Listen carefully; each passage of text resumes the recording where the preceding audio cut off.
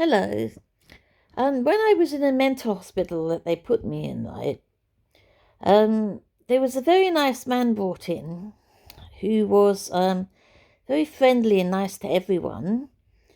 And over the course of time, because they drugged everyone there, over the course of time, he started to develop um, a slightly mean attitude towards women and would make slightly nasty remarks about women. This was over the course of about or several weeks, 3 or 3 weeks, say 2 or 3 weeks at least, and from then on, say, and and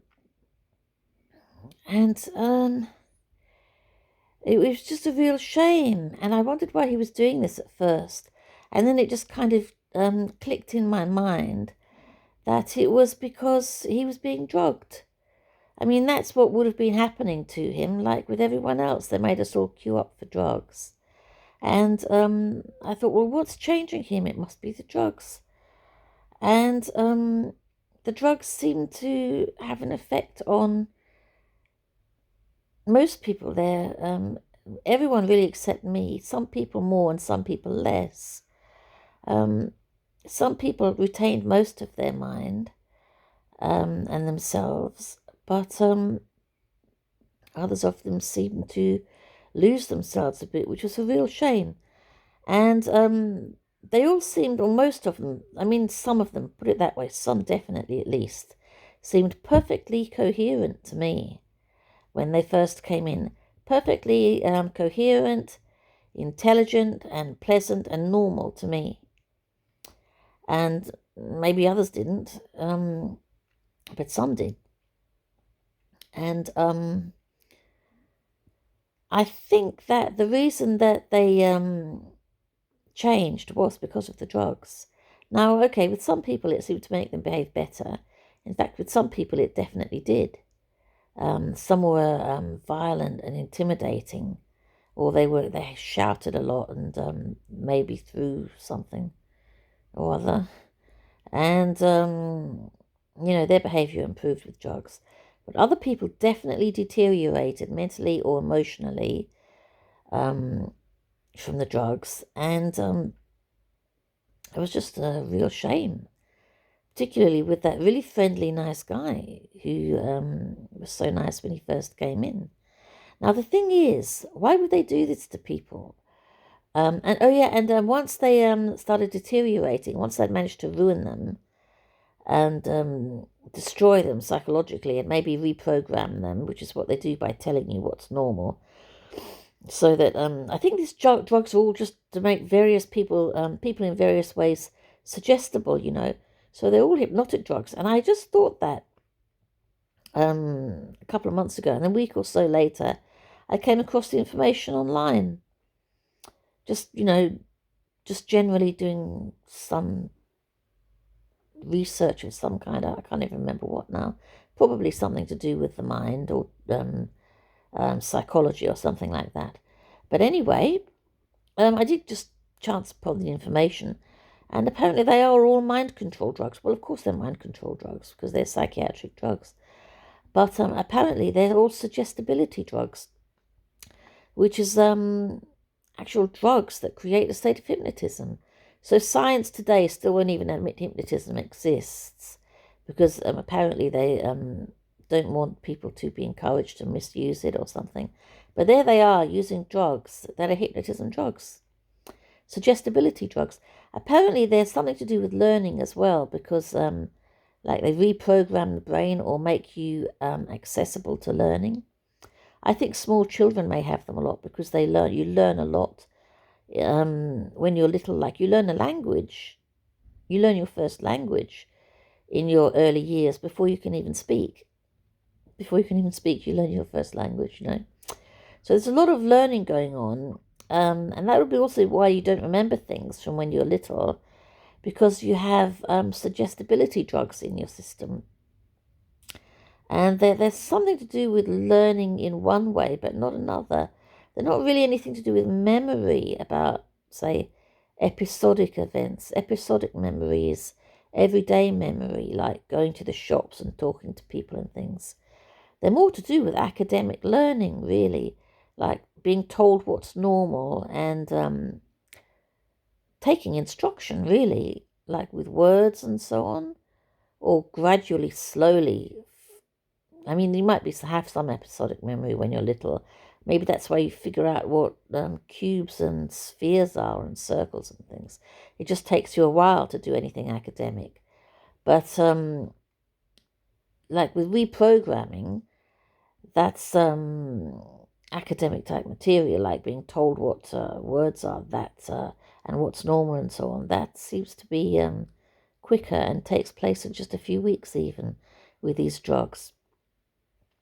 So they seem to be suggestibility drugs that stop you being independent-minded, stop you relying on your own, maybe they just wipe out your individuality or something and leave you open to instruction or suggestion, which is a kind of learning, really.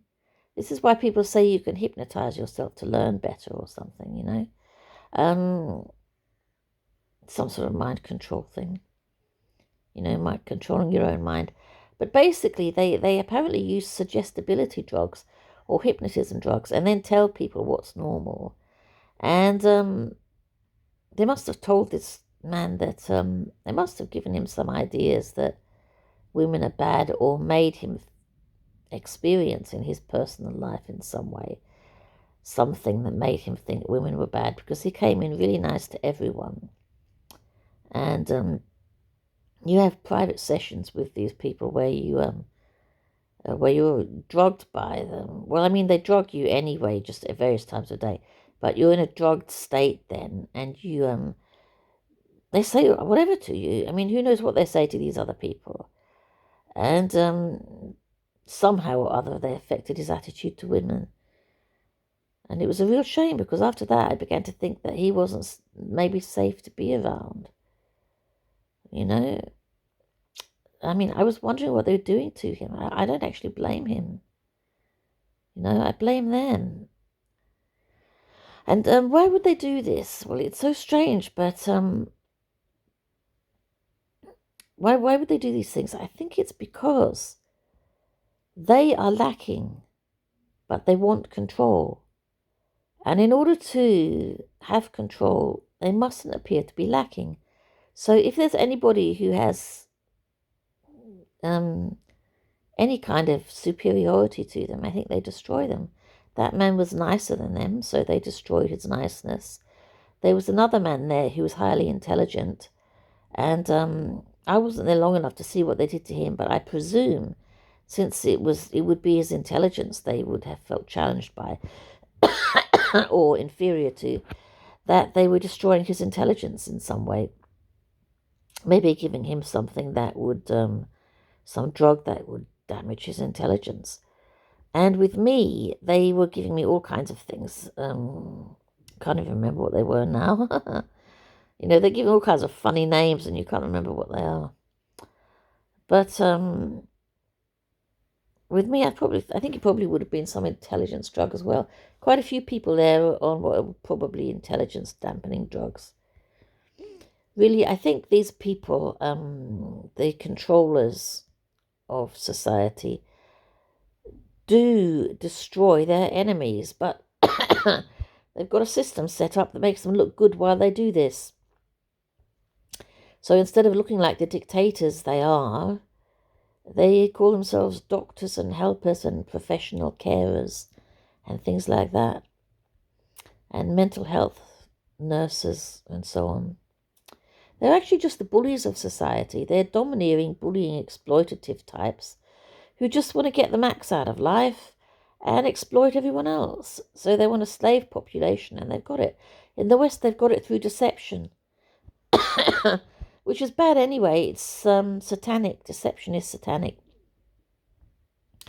So they've got it through deception here. Elsewhere, in less productive places, they just use plain old force because they haven't got the money for anything else.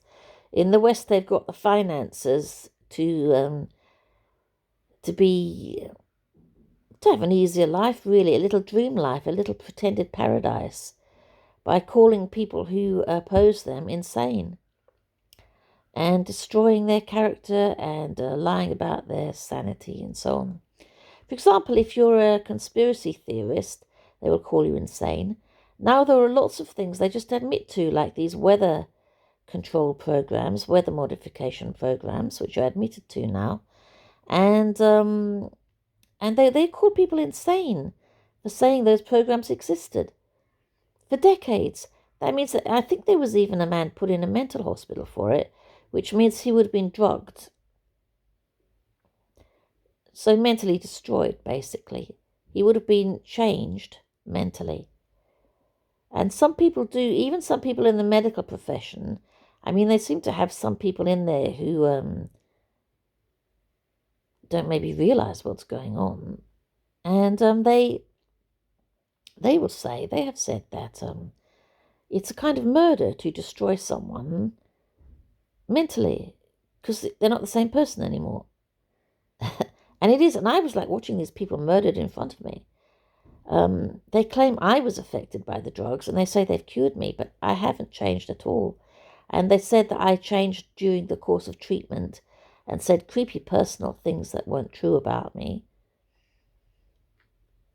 And just basically, it was a bad experience, but they didn't change me at all. They told me beforehand that if the drugs if they did not affect me, that it would be because I was sane. Well, they didn't affect me, so I'm sane. And then during the course of treatment, they said that I would have been sane if I had been affected by the drugs, and that the drugs were supposed to make me sane, and if I wasn't affected, I was still insane. Then they said that, then I changed it all back again and said that the drugs did, they said the drugs did affect me, which is why I was sane enough to go out. Quite crazy and horrible people. They didn't affect me at all, fortunately. But when I say that, they seem to find it worrying, and I've actually been warned not to say it, as if it's a potential danger to me to say that. So, maybe they would actually keep me in next time or something if I said I wasn't changed. I said I wasn't changed all the way to the end, but they said I was. I think maybe they're happy with lies. I don't know. It's hard to know what's going on.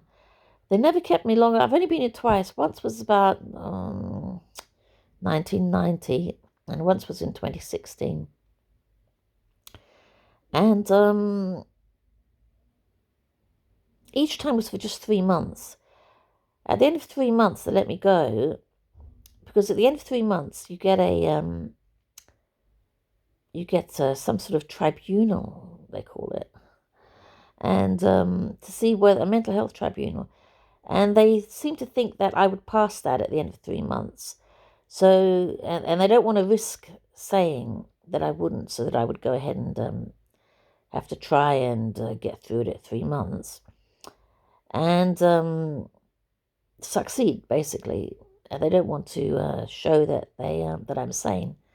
So they let me go at 3 months rather than say I'm insane and then have me vindicated as sane by a mental health tribunal at a more serious stage.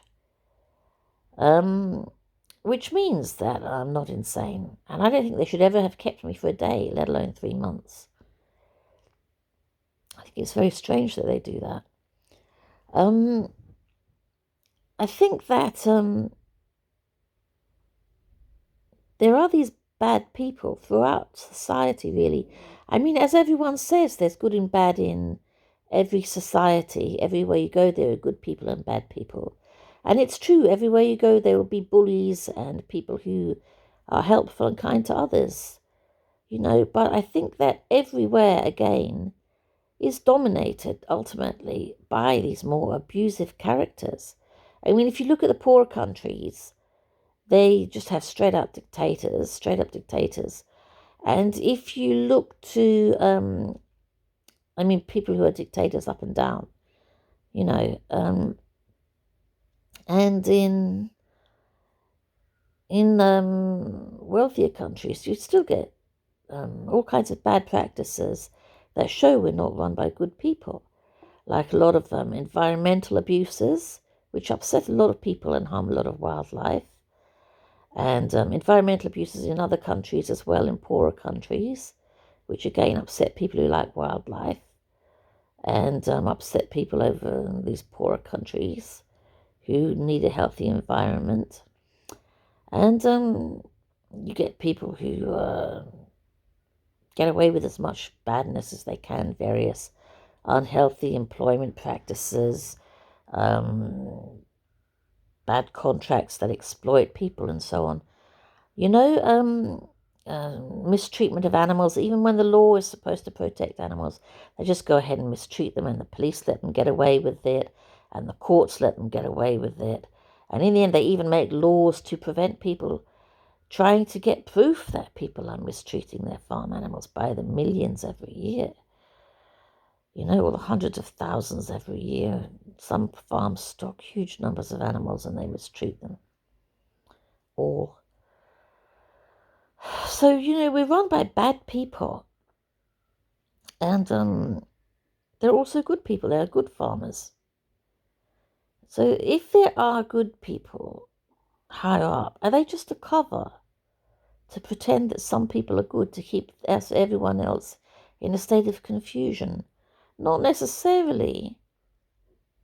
Not necessarily. They may genuinely be good people. So then what we would have is a situation of bad people being throughout society. And sorry, my eyesight's a bit poor now. So anyway,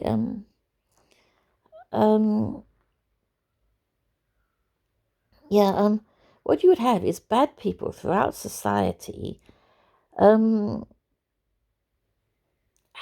I think, secret agendas of their own. So say, for example, they are mental health workers and they should be helping people.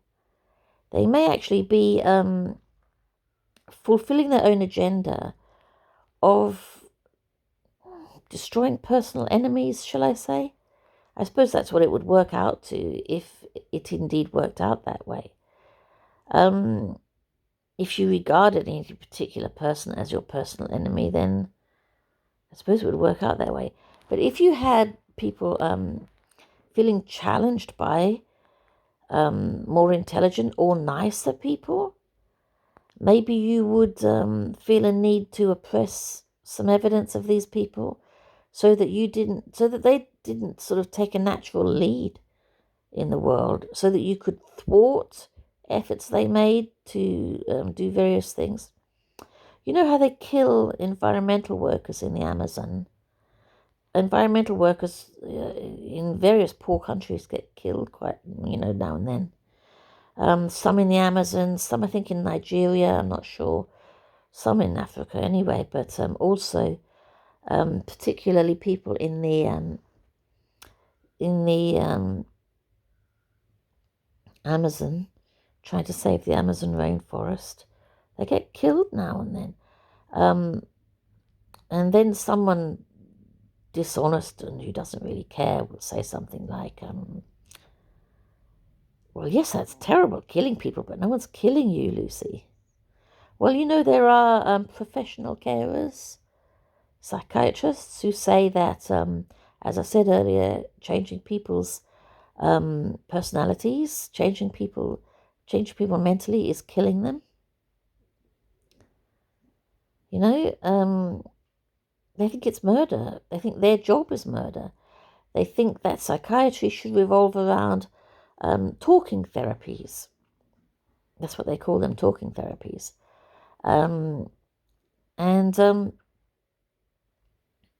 But they take a long time, you see. That's why they can't do them. They're very expensive. They take 100 times longer or more than drugs do.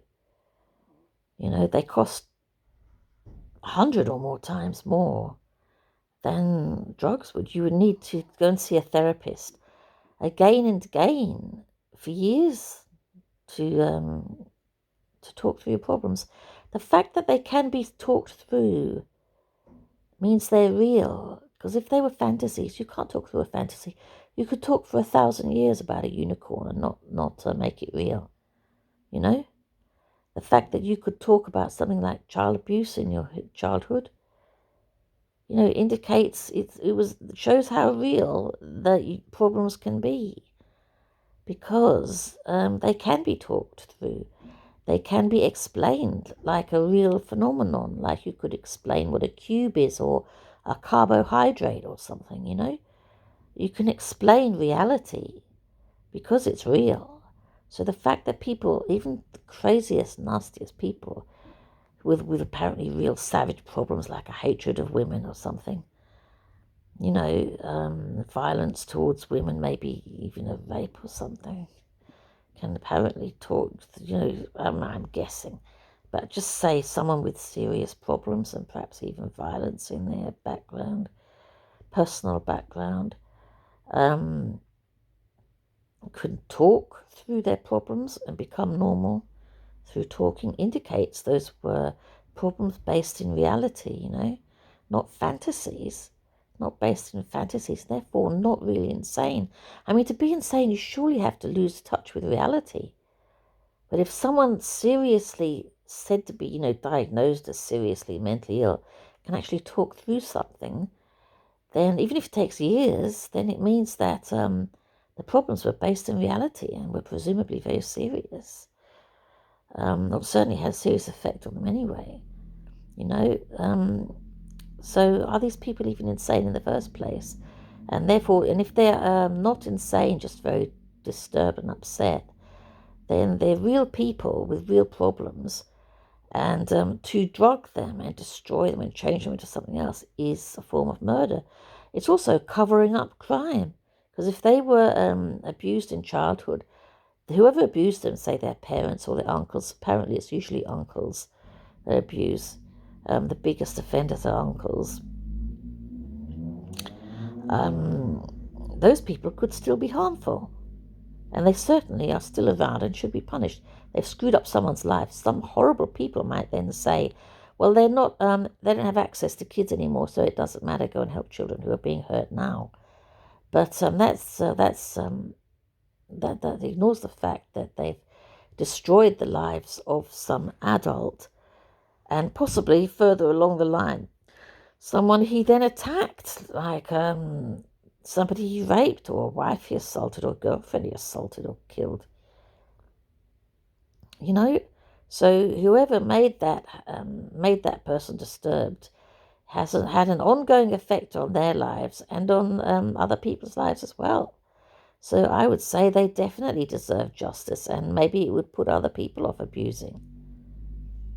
Let's do that thing of saying if it stops one bad thing from happening, then it's worth it, eh? Or if the cost is too high, if we're actually talking about therapy, it's just a shame, that's all. I would think you should drug them a minimal amount just to help keep them calm while maybe they can work through their problems themselves or something, I don't know. But I wouldn't think you should drug them out of existence. I would think a work camp would be better. At least you wouldn't be killing them. At least there might be somebody, some volunteer who, for example, who might visit the work camp and say, would you like to tell me your evidence? Maybe I can get a conviction or something. Then they might feel better if they get some justice in life, I think it's this collusion, really, of the authorities with evil that can screw people up as well. I mean, if somebody got justice in the world, then they wouldn't perhaps have such strong feelings against somebody in it, Anyway, I think the situation is more complex than is realised. And I think we're very lucky to have the internet in this day and age so that allows people to discuss things with each other. And I think it's the bad people, as everyone else thinks now, that are trying to shut the internet down. Maybe even paying people to cyberbully, who knows? It helps cyberbullies to bully people online, because they could then get the internet shut down and continue bullying people with no one to speak against them, or not much against them anyway, just the odd stray voice from their own personal victims, rather than whole campaigns demanding investigations, which is what they should demand. They demand action, which they think is more important, and I suppose is in some ways. But, I mean, as I said, people need justice in the world. But to be at peace anyway. But, as everyone now knows, these people who want to shut down the internet, saying it has child abuse on it and it has this and that on it, are bad people. You don't shut down the freedoms of the people to solve anything that doesn't help. People need to be able to get together to demand political change. The problem is the people who run us who don't want political change.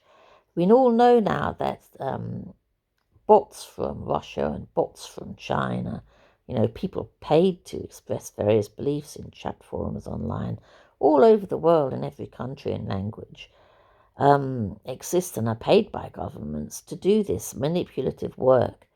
So governments everywhere are deceiving people into compliance.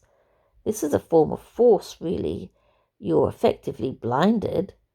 That's forcing you. That's physically controlling you. You're effectively silenced. You're effectively deafened by false information or people professing opinions that could sway you if you feel outnumbered or overwhelmed by powerful personalities or something like that. That's control. If you put a blindfold on someone and earplugs in their ears and clamps in their mouth, over their mouth or something, gags them, then you would be physically controlling them. And that's what's happening in terms of people being propagandized, being gaslit, being lied to barefaced by countless bots. So that where someone may have an opinion, 100 people seem to have that opinion. And you feel overwhelmed by it, especially if the personalities are strong. I suppose to make it realistic, they might have all kinds of people saying things. Some of them will have strong personalities, and that overall they will outnumber you, or they're intended to, I suppose. And if they ever do manage to make computers do this, how will we ever? They'd be trying to destroy our voices forever, because we would be one voice and they would have like 1,000 voices against us or more. We could drown in 1,000,000 different chat sites, all inhabited by robots, and never speak to another human being again. What would be the point of that? Why not just have the robots? Why bother with us at all? Makes you wonder. Is there something about human beings that they're very, very keen on controlling? Even to the extent of letting some appear to be doctors and so on, whereas really, and appear to be various people, whereas really they do want some way of infiltrating human society and taking it over. Are these people even human? Really, we have those ancient aliens programs and other programs, and we have the Bible saying that the fallen angels mated with humans, and that some of their descendants are still around. And we have Satanists saying, some Satanists say they've actually seen Satan. I don't know if that's true or not, but what if they have? The Bible says Satan, the devil, rules the world until Jesus returns. That alone makes some people think, okay, I'm going to follow the devil. They immediately sell their soul. Because the only thing they can think of is money. They're that stupid. Some people you just can't seem to get through to. They immediately, as soon as they hear who's the boss, they immediately think, okay, money, I want money. That's all they care about. And they immediately make terribly serious, stupid mistakes. Some people you can't get through to. You can try. You're supposed to try and help people, but The Bible says not everyone will go to heaven, not everyone will be saved. Some people just don't care, even about themselves. It's so crazy. It makes you wonder which is the worst, people who don't care about themselves even, or the selfish people. They're both awful. Both hopeless cases, and both really destructive until the end, when Jesus comes. I suppose it's the bad people who are the worst, but the Bible says that the people who don't care, the lukewarm people it calls them, are also really bad. But some people don't even seem to be lukewarm. As soon as they hear who rules the world, they get very hot and immediately think, I'm going for it. I'm becoming a Satanist. Really stupid behaviour. You just can't seem to get through to some people. Yeah, you're not supposed to give up, though. I suppose you could throw them a word now and then in a Bible quotation. Maybe it will help them. You never know. Perhaps it will plant a seed. But anyway, these bad people are trying to infiltrate humanity. I think probably if they could, they would take it over completely. But there's also the possibility that that in order to make us condemn ourselves perhaps to hell or do whatever they want, we do need free will. Maybe they need us to have free will so that, who knows, maybe it has a function for them too, not just for us, but for them. Maybe it actually has value, like a cow's milk. We milk cows for the value of the milk to us. Maybe there's something about free will that helps them as well. Maybe they exploit free will. Maybe it's an energy that they value and use. Maybe that's why some people are allowed free will. Or they set us free, wanting us after treating us and helping us mentally with a new personality, drugged maybe, but again with free will, or thinking it has free will, because they want that free will. You don't know, I know all this sounds fanciful if you're not used to hearing it, but I just wonder why bad people have the agendas they have, because they do seem to. Why don't they care that talking therapies prove the abuse was real? The fact that people can be cured from it means it wasn't imaginary, it was real. Or that people can, I think if you had to, I think if people were genuinely insane, you'd have to admit that maybe drugs weren't destroying them because they were already broken. But if somebody's problems were based in reality, however damaged they were, then you'd have to admit they were sane, and you shouldn't be destroying them with drugs, changing them with drugs, making them into somebody else with drugs. I think you'd have to admit that. So why don't they? Why do they treat people in such a callous fashion? Maybe they don't care. Maybe they do have an agenda of their own. And I do think, at the very least, they want to appear the most intelligent and the nicest people and the most caring and kind people. And they're willing to destroy anyone who challenges that. At the very least, I think that's true, at least of some of them. Maybe all of them, I don't know. Maybe all of them. And possibly there's even more to it than that. Possibly they may have various uses for us that we're not aware of, and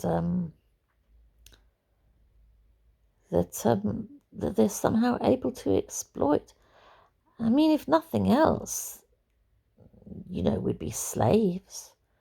If nothing else, they'd be the bosses of slaves and reaping all the taxes and giving them to each other in various ways for horrible, stupid little building projects that ruin our environment and destroy our natural habitat and so or through business grants of various kinds, and teaching the unemployed various skills and things, or self-employment countless times over. That's been shown to be a scam now, just paying a few people to hold useless courses. I think it's better than nothing, really. It might have helped somebody. And it might have interested somebody, if nothing else, and it did provide some wages which might go back into the community, as holidays or groceries or whatever. So I don't think that was all that bad. I think all this destroying natural habitat is bad. I don't like that. Just to give probably contracts to their friends and so on. So when they leave politics, they maybe get a job as well. Destroying the environment, permitted by the next horrible people in authority. We are ruled by bad people, at the very least, by being in control. They're the ones who get rich and exploit everyone else. And they want to look nice and the most capable while they're doing it. And let's remember, the governments have destroyed tens of millions of their people at various times, like the Soviet Union did, like Pol Pot did, and numerous other people have. So these people are not sane themselves, possibly. And they're not nice. And they're not even necessarily the most intelligent. They may just have strong characters, maybe some intelligence, but to some extent just strong characters. And so thinking that, and that was the case in England and Europe until the Industrial Revolution. It was only in the Industrial Revolution that the amount of money came about that allowed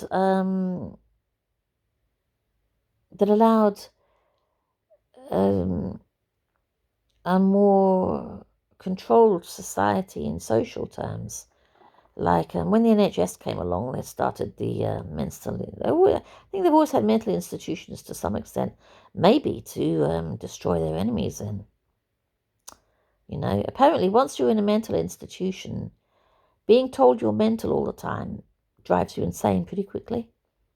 Within 6 months, that's like being homeless. Apparently, being homeless drives you insane as well.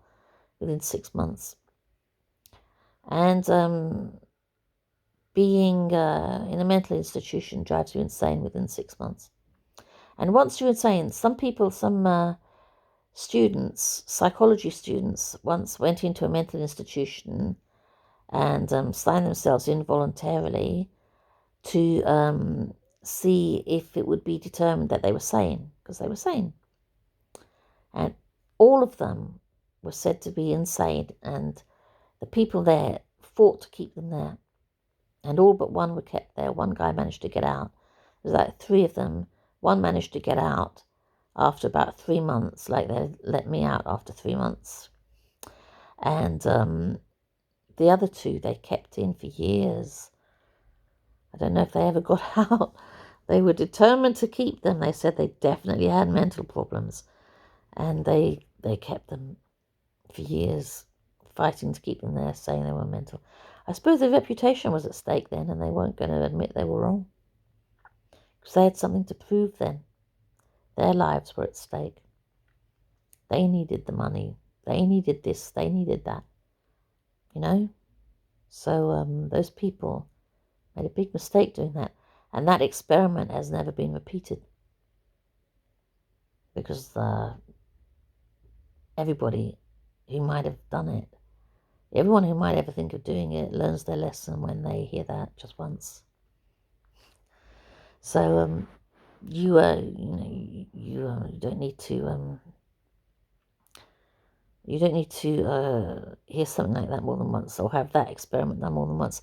Usually they say with experiments they need to be validated by being done lots of times, not just once, in case once was just chance. But nobody has done that experiment again. Some experiments they don't do again. So how are they scientific? Because they say so.